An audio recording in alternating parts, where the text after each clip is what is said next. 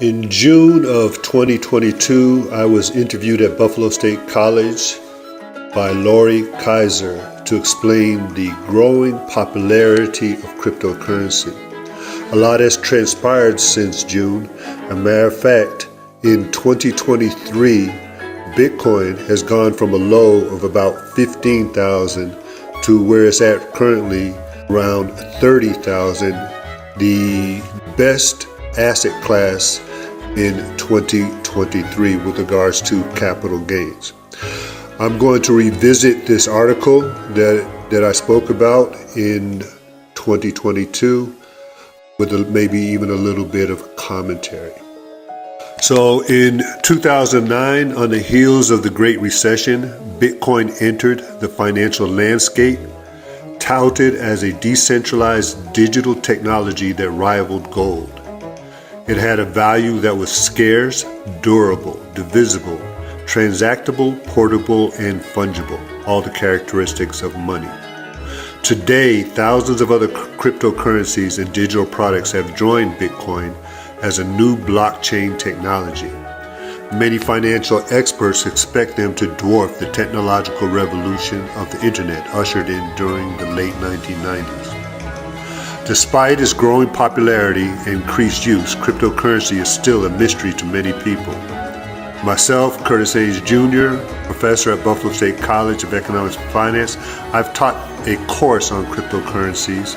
The title of the course was Cryptocurrencies, Blockchains, and the Global Economy. And in this interview in June of 2022, I was shared my knowledge about digital currency in this burgeoning industry. So first, how does it work? So Bitcoin is a decentralized digital currency and currently is considered more so an asset store of value. The first Genesis block was mined by Satoshi Nakamoto, a name widely believed to be a pseudonym for a person whose true identity remains unknown, or for a group of people. All the Bitcoin created since 2009 has been processed by a growing network of increasingly powerful computers that record each and every transaction on a transparent, distributed ledger called the blockchain. The method of processing is called mining, and miners earn Bitcoin when their computers find correct numerical values. There is a lot of capital and there's a lot of labor and resources going into solving the mathematical problems. And there's also increased government and regulatory interest in the United States and across the planet. Importantly, Bitcoin has a fixed supply that will reach its limit of 21 million by the year 2140. So what makes Bitcoin attractive? Bitcoin can be traded 24/7. It moves around the world faster than the speed of light and facilitates millions of transactions at the same time. Bitcoin is unique among cryptocurrencies in its fixed supply that is infinitely divisible. Because of its technology, it cannot be manipulated by any authority figure such as a bank, government, or corporate interests.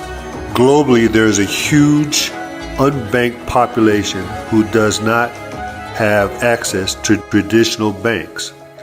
Through crypto, if individuals have a phone and an internet connection, they can, at a minimal cost, transfer money, make trades, and move or store monetary value. Also, because we're in what is considered an early adoption period, there is a lot of volatility, which is a function of speculation and short-term trading interests. But the field also has a potential for lucrative returns for buy and hold value investors as adaptation increases. In the United States, we can look at Bitcoin and other forms of crypto as a speculative asset. But for many of the so-called third world countries with weak economies and weak currencies, this type of currency could be a game changer.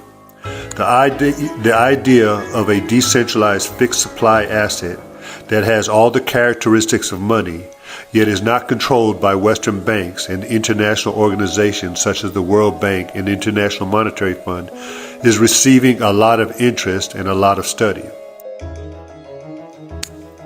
At the time of this interview, El Salvador, which has such a weak currency that it uses dollars, had added Bitcoin as a legal tender. And the world is watching that particular play. How big a player is cryptocurrency in the financial arena? The crypto market is not yet a big financial player. The market currently has a market cap of 1 trillion. At the time of the interview, it was 2 trillion, with Bitcoin being 50% of that. 50% of the 2 trillion in 2022, 50% of the 1 trillion in 2023. In comparison to gold, which is oftentimes compared, gold's market cap is 10 trillion. There are about 300 million global users, and these numbers are minuscule compared with the $450 trillion in global financial assets and a world population of 8 billion. However, especially since 2020, there has been a huge increase in institutional adoption. As technology, energy efficiency, and government regulations get hashed out, it appears that the upside potential is huge. While there are no guarantees, the industry has shown significant resiliency. One country's ban can lead to another country's opportunity. For example, the Bitcoin mining that was banned in China has moved to other countries, with a significant amount of mining moving to the United States and to Canada. Can people become rich from it?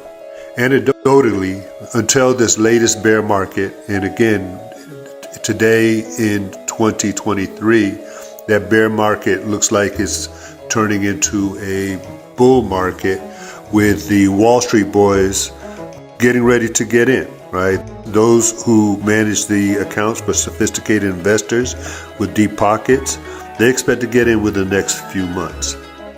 So at the time of this interview, it was a bear market. And it affected just about all financial assets, whether it was real estate, whether it was stocks, whether it was cryptocurrencies. But I did hear from a few students and alumni who've made tens of thousands to hundreds of thousands of dollars from speculating in cryptocurrencies. Empirically, since its inception, Bitcoin, until its latest pullback, has outperformed gold in the S&P index. And again, maybe coming back to the present, in 2023, Bitcoin has gone from 15,000 to 30,000 from the January 1st to today on this recording, which is in late October of 2023.